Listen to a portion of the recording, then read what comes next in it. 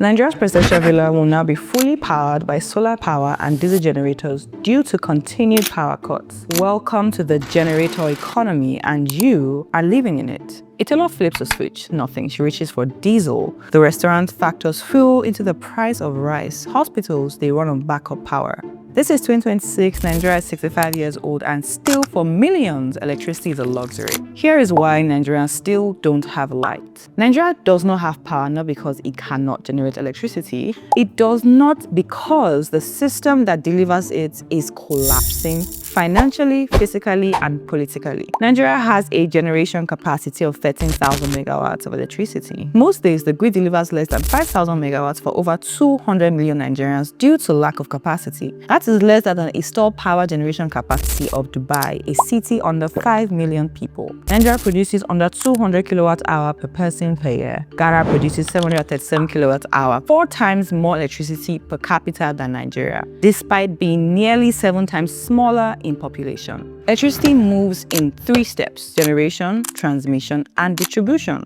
Generation, this is your power plants, gas, hydro, and solar. Most Nigeria's electricity production is mostly gas-fired, but most times it runs short of gas. Pipelines are often sabotaged, unpaid, undersupplies, leaving power plants often idle at partial capacity. Transmission, this is the national grid. Think of it as a straw carrying juice from plants to cities. Nigeria's straw can carry 5,000 megawatts at a time. Push more and it collapses. In 2025 alone, the grid collapsed multiple times, sometimes dropping generation to nearly zero. Since APC came into power in 2015, it has collapsed 100 times despite trillions of naira invested. Under Tinubu, blackouts are a routine. Nationwide outage happen within minutes. Distribution, this is your local provider. AEDC, BEDC, often called discos. This is how electricity reaches your homes, offices, factories. But the networks are old, they leak, and they are overloaded.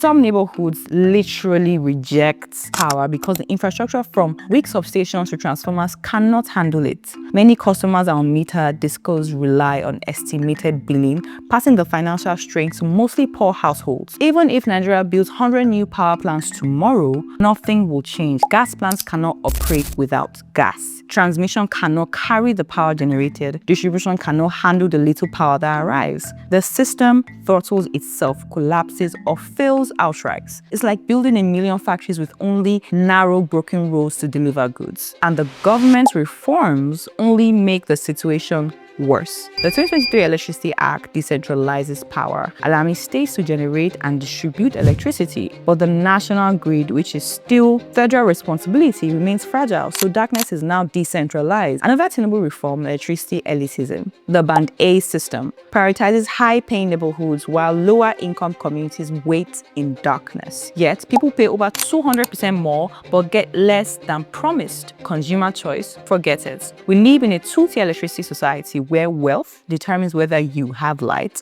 or not. Nigeria runs on generators. The rich, the poor, and in between spend billions on fuel. The country is losing productivity, the health sector is affected, and small businesses, the backbone of the economy, are barely getting by. Electricity in Nigeria has stopped being infrastructure. It has become another survival tax, and citizens are paying twice, one for the grid and the other to survive it. Until the government stops insulating itself and invests in the grid that aligns tariff with service, blackouts will continue to remain constant and darkness will remain unnegotiable for Nigeria. This is policy-driven darkness. This is a generation paying for mismanaged infrastructure with their time, money, and opportunity. This is a nation that is trying to thrive on hums, shadows, and diesel fumes. Such a country will not make it.